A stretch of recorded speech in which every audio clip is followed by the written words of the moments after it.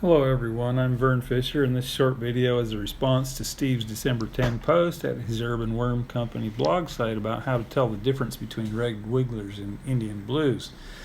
Back in May of this year, I started 12 herds in various containers with worms from two different sources. The herds shown here that are marked S are from a local farmer's compost pile, and the others are red wigglers purchased from a commercial operation in Hiroshima.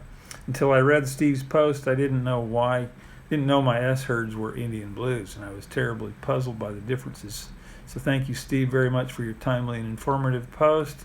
Just want to share a few photos and videos of how these Indian blues move and behave. Next, I'll show a photo of the first stampede I ever saw. The farmer had not brought them to me yet. They were left in a plastic bag too long in their original compost, which was a little too hot and too gassy. So they made their escape onto the floor. I was able to save those worms and get them planted. In fact, we're probably looking at them right now here. And their most recent stampede, that's not a big stampede, just a few of them decided to try to get out. 3 or 4 or 5 of them made it out, and the rest kind of just balled up there on top of the cardboard, which then I dumped them back down in and raised the cardboard up just to take a shot of those worms close up. Those are the Indian blues. You don't see any clitellum. Now showing how one moves across the plate. Its body length does seem to double as it moves, and then when it gets to the edge, it can bridge large gaps. It doesn't. It can go places. These guys really do escape easily, and there's just a few always who are the travelers, and they like to just move.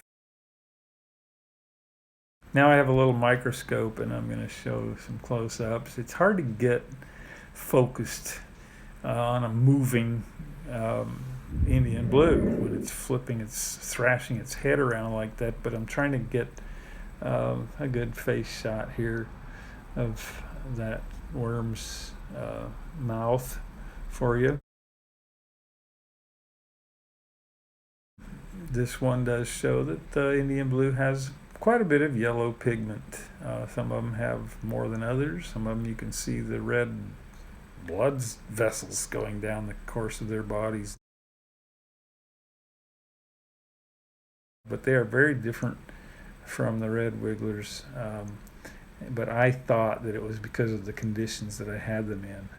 So thanks again, Steve, for solving a huge puzzle for me, and I'm glad I've got most of my Indian blues in the urban worm bags because I'm not there most of the time to supervise them.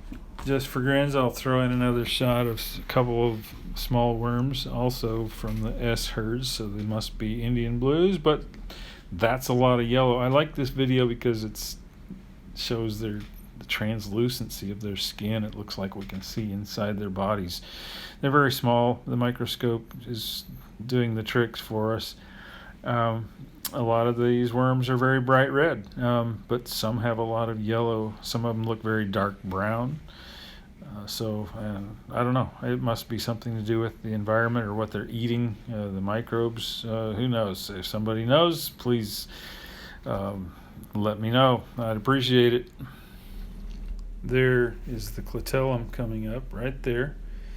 It's flush on these Indian blues, like Steve said in his blog. And again, thanks very much, Steve, for that. It helped me a lot. Take care.